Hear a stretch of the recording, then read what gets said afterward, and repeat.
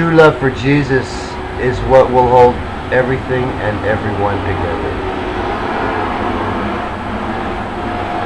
When you give to the poor, do not let your left hand know what your right hand is doing, so that your left hand will give also.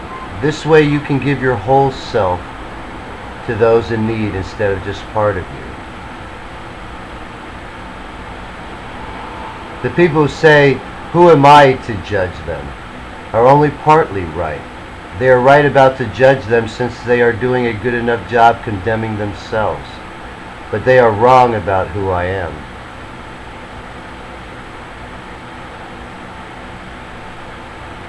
Preach theocracy. Dump democracy. It's not a flood of water this time. God is calling it a flood of fire. Allah begots none. Well, Allah just had some children, us. Catholics and Protestants, the church is supposed to be one, not two. Let's set the record straight. Catholics are Christians. We can't teach God anything He doesn't know. We can't show Him anything He hasn't seen before, or say anything He hasn't heard before either. But God can teach you things you've never even dreamed of before, if you'll quit acting like you know everything. Let it be from God's mouth to your ears for a change. Everyone has an opinion, but if I am actually Jesus, then what I say is not just my opinion, but it is the truth.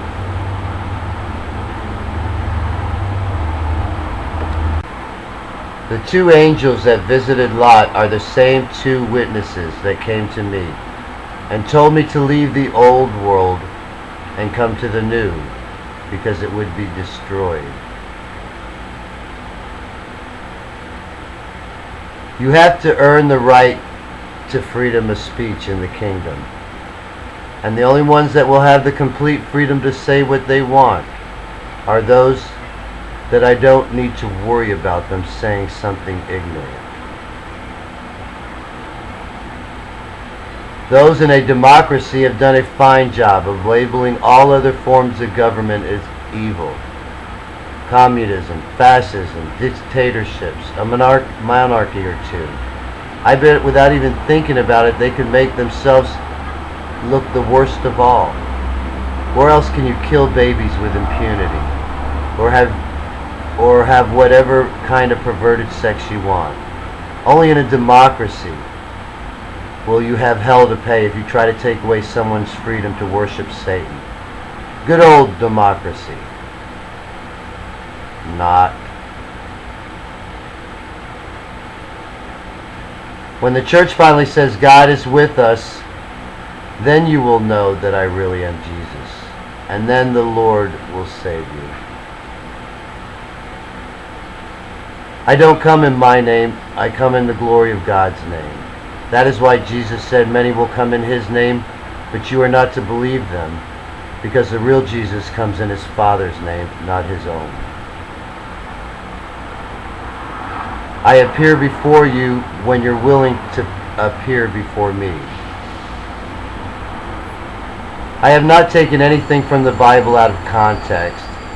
I am actually putting it all into context. I never feel overwhelmed by loneliness or hopelessness, since I am always filled with God's power, presence, and grace. Why would you need to name a church after a saint, since the church is already named after the greatest saint to have ever lived? God's Church of Jesus Christ really doesn't need any kind of adjective added to it. It's already universal. It's already priestly. It's already baptizing. It's already assembling. Why do you need those words to describe it when it is already fully described by the most inclusive and abundant word ever given? Jesus Christ. You need to be extremely careful when you read what are supposed to be enlightened works of a higher spiritual level. The reason they seem hard to understand and way over your head is because you're looking in the wrong direction. They are not of a higher level. They are of a lower level because they are usually pure bullshit. Only if they talk about Jesus Christ without leaving you totally confused can they really be considered to have enlightened you. You need to trust me. I know what I'm doing. You just tell everyone I'm here, and I'll show you that I'm able to hold together everything that's supposed to be held together. I'm not antisocial. I'm actually pro-social. I'm just trying to make this place a whole lot more sociable.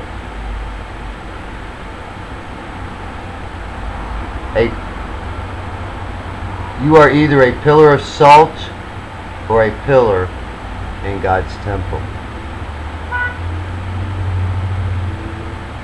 You're either going to turn back to your old life or die and overcome it and live. God is all in all on a spiritual level when His Spirit is one with the true believing children of His. However, that doesn't mean God is in everything as some people believe. God is not in evil people, nor is He in rocks or animals or plants. Just because God put His all into making something, it doesn't mean He is now in it. He just made it, that's all. It takes a lot more to be in His presence than you think. He is everywhere. But if you do feel He is everywhere for you, then He probably is. Because your spirit is one with His, then He is with you everywhere you go. You can either be in His presence or out of His presence. About the only physical thing you'll find God's presence in is the Bible. And that's because He wrote it so you can actually feel Him when you read it. It was written to allow His presence to flow from it to you.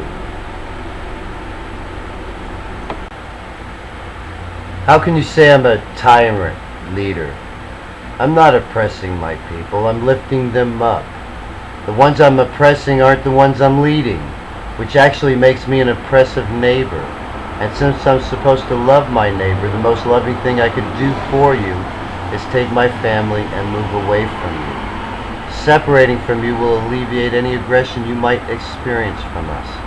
But the truth is, it will stop any oppression or aggression we get from you, which is much more likely.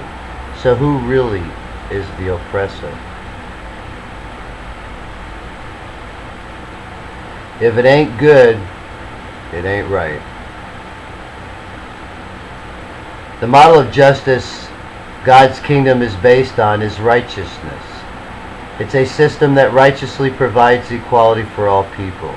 It's not a liberal society since we don't have to tolerate, accept, or respect people who have a different idea of what freedoms they have a right to, since there aren't there. Only those that agree with and accept what we have to offer are there. All the theories that apply to governing a society where everyone has a different beliefs and morals doesn't apply in a society where everyone truly is of one belief, like ours.